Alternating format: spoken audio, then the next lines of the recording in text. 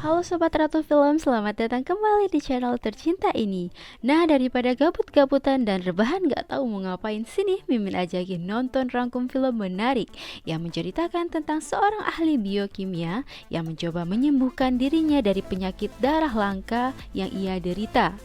Namun percobaannya tergolong belum sepenuhnya sempurna dan sangat berbahaya, sehingga ia berubah menjadi makhluk yang mengerikan dan memiliki kekuatan supernatural yang menyerupai seperti vampir. Wah, seru nih kayaknya. Film ini berjudul Morbius. Namun sebelum Mimin ceritain lebih jauh lagi, seperti biasa bagi yang belum, silahkan ditekan tombol subscribe agar gak ketinggalan rangkum film menarik berikutnya. Awalnya dalam film ini memperlihatkan seorang anak laki-laki yang berjalan dengan menggunakan kruk. Ia bernama Milo, dan terlihat di sana ia bertemu dengan anak laki-laki yang memiliki penyakit yang sama dengannya, yang bernama Michael Morbius. Kedua anak laki-laki tersebut menderita penyakit darah langka, dan mereka tidak dapat bermain layaknya anak-anak yang lainnya di luaran sana. Mereka memiliki fisik yang lemah. Di saat sedang menjalankan terapi pengobatan, tiba-tiba saja Milo pingsan. Sehingga dengan sigap Michael mencoba memperbaiki alat yang terpasang pada Milo. Hanya dengan menggunakan pulpen ia berhasil memperbaikinya. Sehingga membuat Dr. Nicholas sangat kagum dengan kemampuan yang dimiliki oleh Michael yang luar biasa tersebut. Sehingga Dr. Nicholas menyarankan Michael untuk melanjutkan pendidikan dokter dan ia memiliki kenalan yang mampu membiayai semuanya. Dan Michael pun meninggalkan surat untuk Milo. Tiba-tiba saja suratnya tertiup angin. Milo pun segera turun, namun suratnya diambil oleh anak laki-laki lain yang mengerjai Milo. Dokter yang mengobatinya pun segera datang untuk menolong Milo. 25 tahun kemudian, Michael berhasil dalam pendidikannya dan ia menciptakan suatu obat yang sangat membantu banyak pasien, sehingga ia mendapatkan Nobel. Michael juga merupakan salah seorang dokter di suatu rumah sakit. Di saat ia sedang mengobati salah seorang pasien, ia dipanggil oleh rekan sejawatnya yang bernama Martin untuk melakukan pengobatan rutin. Semakin hari fisiknya semakin melemah, sehingga ia harus mengembangkan suatu obat untuk mengatasi penyakit langkanya tersebut. Maka ia pun mengembangkan sebuah penemuan dengan menggabungkan DNA kelelawar dengan DNA manusia. Serum tersebut ia suntikkan ke tikus. Namun sepertinya tidak membuahkan hasil dikarenakan tiba-tiba tikus tersebut sekarat dan membuat Michael sangat kecewa. Namun beberapa saat kemudian hal menakjubkan terjadi. Ternyata tikus yang sekarat tadi hidup kembali bahkan lebih bugar dari sebelumnya. Kemudian Michael menemui seseorang dan orang tersebut adalah Milo. Dan ketika tiba di sana ia diejek oleh ajudan-ajudannya Milo. Namun Michael menjawabnya dengan santuy dong. Milo tidak hanya menjadi sahabatnya, namun juga merupakan seorang donatur dalam penelitian yang dilakukan oleh Michael. Karena Milo nggak punya uang receh tentunya, Michael mengajak Milo untuk jalan-jalan keluar. Mereka menyebut dirinya sebagai kaum minoritas. Michael mengatakan pada Milo bahwa dia telah menemukan sebuah serum yang dapat menyembuhkan penyakit langka tersebut. Namun Michael mengatakan bahwa obat tersebut bersifat sangat mahal dan ilegal sehingga harus dilakukan tes pada manusia di laut lepas. Tentu saja Milo sangat menyetujuinya karena sudah sangat lama ia menantikan keajaiban ini. Dan Michael pun berlayar ke perairan internasional untuk melakukan uji coba pada manusia yang ia lakukan pada dirinya sendiri. Dan ia ditemani oleh Martin. Michael meminta Martin untuk menyuntikkan serum pada spinalnya, yaitu bagian tulang belakangnya. Sesaat setelah itu Michael pun dibaringkan dan lengannya diikat. Sesaat setelah itu tubuh Michael gemetar. Dan di samping itu para preman yang menjaga kapal tersebut pun ingin mengecek keadaan mereka berdua. Setibanya di sana ia sedikit mengolok Martin. Dan sesaat setelah berbincang mereka melihat Michael sudah tidak ada lagi di atas bed. Ketika mereka mendekat dan melihat ternyata Michael sudah berada di atas seperti kelelawar. Preman yang berusaha menembakinya pun segera dihisap darahnya oleh Michael. Martin yang sangat terkejut keluar dan segera mengunci pintu. Namun Michael berhasil memecahkan kacanya. Preman yang lainnya mendorong Martin dan pingsan karena ia berusaha menghalangi mereka untuk menembaki Michael. Dan Michael pun segera mencabik dan menghisap darah mereka. dan ia pun semakin liar dan ganas. Dan sesaat setelah semuanya tewas kecuali Martin, Michael pun sadar dan ia berubah wujud seperti semula. Tubuhnya sekarang menjadi jauh lebih bugar daripada sebelumnya yang sangat lemah.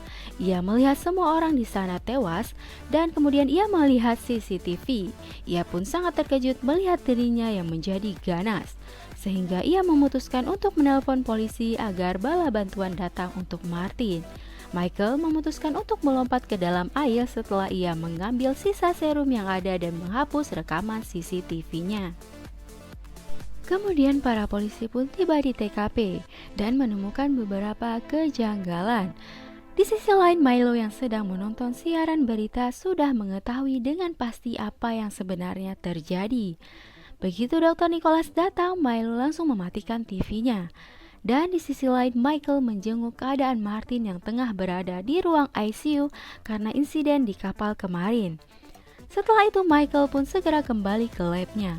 Namun tiba-tiba saja kondisinya melemah kembali. Ia pun segera ke ruang penyimpanan darah dan meminum darah tersebut. Dan kondisinya kembali bugar. Tidak hanya itu, ia baru menyadari bahwa ia sekarang memiliki kekuatan layaknya seorang vampir. Michael pun memutuskan untuk masuk ke dalam tabung tempat kelelawar berada. Dan tentu saja para kelelawar menyambutnya dengan ramah. Dan apakah ini pertanda bahwa Michael sudah direkrut menjadi anggota kelelawar penghisap darah? Dan tidak hanya itu, Michael mulai dapat mengontrol kekuatan yang dimiliki olehnya. Kemudian rasa lapar melanda Michael kembali, sehingga memaksanya untuk meminum darah. Namun Michael mencoba bertahan dan melawan keinginannya tersebut dengan cara mengurung dirinya di dalam sebuah ruangan. Namun upayanya tidak berhasil karena ia merasa tersiksa. Di samping itu, Milo datang ke labnya Michael untuk menemuinya di sana. Namun ia melihat Michael sedang meminta pertolongan untuk mengambilkan darah untuknya. Sehingga setelah Milo mengambil darah, dengan sangat terburu-buru Michael meminumnya.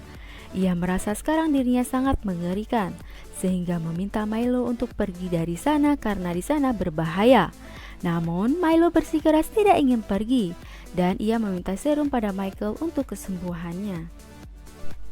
Tentu saja Michael membentak Milo dan mengatakan bahwa serum ini berbahaya, dan akhirnya Milo pun segera pergi dari sana. Sementara itu, agen FBI datang ke tempat Martin dirawat untuk meminta keterangan soal kejadian yang terjadi di kapal beberapa hari yang lalu. Namun, Martin memilih untuk tidak mengatakan apa-apa dengan alasan tidak begitu mengingat soal kejadian tersebut. Kemudian, pada malam hari terlihat ada seorang perawat yang sedang berjalan di lorong rumah sakit. Namun tiba-tiba ia merasa ada yang sedang mengikutinya. Lampu pun berkedip sehingga perawat tersebut berlari untuk menyalakan lampunya. Dan tiba-tiba saja ada makhluk yang menerkamnya. Dan seketika ia tewas dengan kondisi darahnya sudah habis terhisap. Michael yang melihat mayat tersebut, ia pun merasa bersalah. Karena ia mengira mungkin saja ia kehilangan kendali pada saat berubah menjadi makhluk yang mengerikan. Sehingga ia memutuskan untuk pergi dengan membawa beberapa perlengkapan dari labnya. Namun niatnya tersebut dihalang oleh dua agen FBI, yaitu agen Simon dan Alberto. Mereka masih menyelidiki kasus di kapal, dan mereka ingin meminta keterangan dari Michael. Mereka merasa Michael terlihat berbeda dari sebelumnya. Setelah agen FBI tersebut menerima telepon terkait perawat yang tewas, maka mereka memutuskan untuk membawa Michael ke kantor mereka. Namun Michael melawan dan segera lari dan juga terbang. Setelah sampai di atap gedung, agen Simon segera menghentikan langkah Michael dengan kekuatan senjata misterius miliknya. Dan pada akhirnya Michael pun ditahan. Agen Simon dan Alberto semakin yakin bahwa insiden di kapal dan tewasnya perawat semalam adalah ulah dari Michael. Kedua agen ini sangat menyayangkan kejadian yang menimpa perawat yang tewas semalam, dikarenakan ia adalah orang yang baik dan memiliki anak-anak yang masih sangat kecil. Beda halnya dengan preman yang ia bunuh di kapal beberapa hari yang lalu. Namun tiba-tiba saja Michael merasa lapar, sehingga meminta mereka untuk pergi. Dan setelah itu Milo datang untuk menjenguk Michael di dalam penjara. Milo bukan hanya ingin menjenguk Michael, tetapi juga ingin mengantarkan darah untuknya. Setelah Milo pulang, Michael menyadari satu hal, bahwa Milo telah menggunakan serum miliknya, dan tentu saja membuat Michael sangat marah, karena ia sudah melarang Milo sebelumnya. sehingga Michael pun memutuskan untuk lari dari penjara dan mencari Milo sebelum ia menyalahgunakan kekuatan tersebut. Dan ternyata benar Milo memangsa siapa saja, dan pada akhirnya Michael menemukan Milo.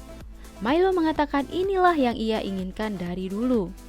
Michael berusaha membujuk Milo, namun membuat Milo marah dan menyerang Michael. Namun Michael sama sekali tidak ingin menyakiti Milo, dan tiba-tiba saja polisi datang dan menangkap mereka. Namun Milo langsung membunuh semua polisi di sana. Milo terlihat sangat menikmatinya, dan hal tersebut sangat berbeda dengan Michael. Dan dikarenakan Michael tidak ingin berkelahi dan menyakiti Milo, ia memilih lari, dan Milo tahu persis siapa orang yang tahu di mana keberadaan Michael, yaitu Martin.